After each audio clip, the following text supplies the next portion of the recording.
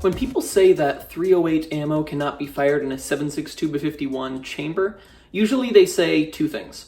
One, 308 ammo has more oomph behind it, more power, and because of that, that can cause some serious issues. And the second problem is head spacing, because the 7.62 NATO chamber is made slightly looser than 308 specifications, and the cartridges have extra materials that they can expand that 308 does not have. So those are the two things that we are going to look at in this video as we're comparing steel-cased 308 ammo. Now, the main reason you would want to shoot steel-cased 308 ammo rather than 7.62x51 ammo is because of price. Usually boxes like these can be around $12 to $13, and 7.62 ammo can be $15 to $16, maybe even more than that depending on where you shop.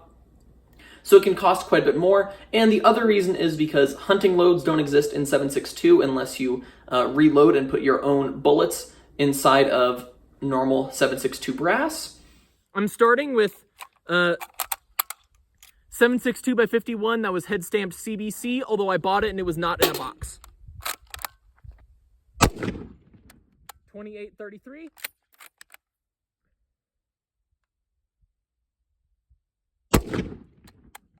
2826. 2827.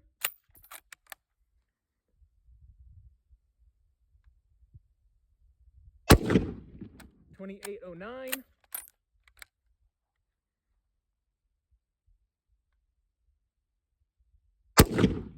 2804.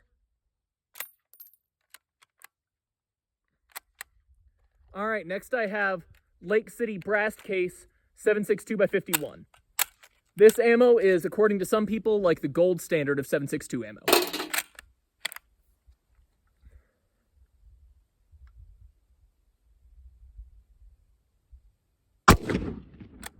$29.36.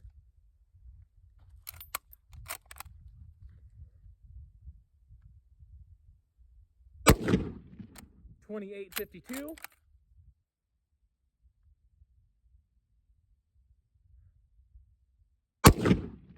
$28.60.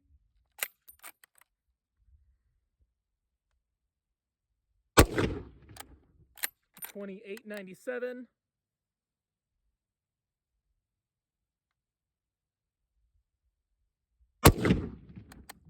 $29.01.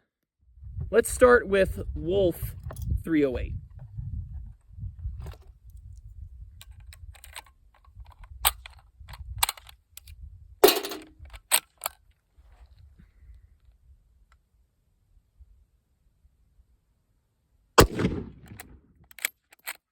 $2,608. $2,583. $2,615. $2,618. $2,604. All right, now let's go to the Tula 308.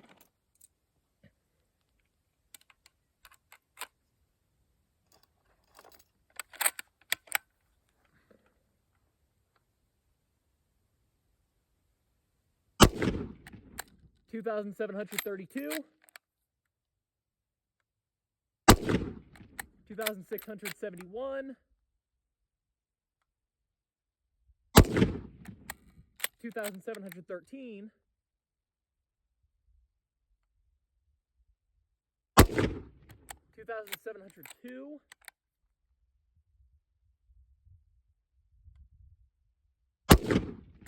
$2,782. And then finally, we will shoot Silver Bear 308.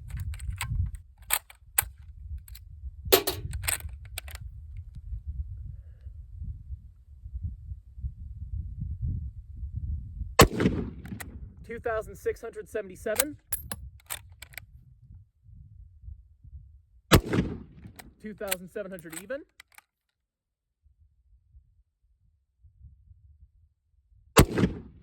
$2,694.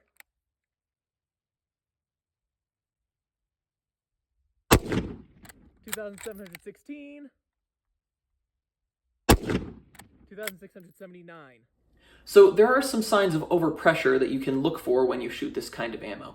The first is higher velocity, of course, because the higher pressure will push the bullet out of the barrel at a higher velocity. The second side effect is harder extraction, because it's going to be harder to get that more expanded case out of the chamber.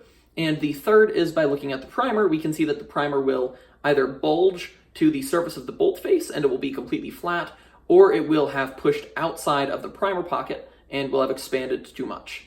So first, let's talk about velocity. I'm not going to say all of the numbers that are on the screen, but you can pause and look at them now. But the Lake City brass shot at about 2,890 feet per second.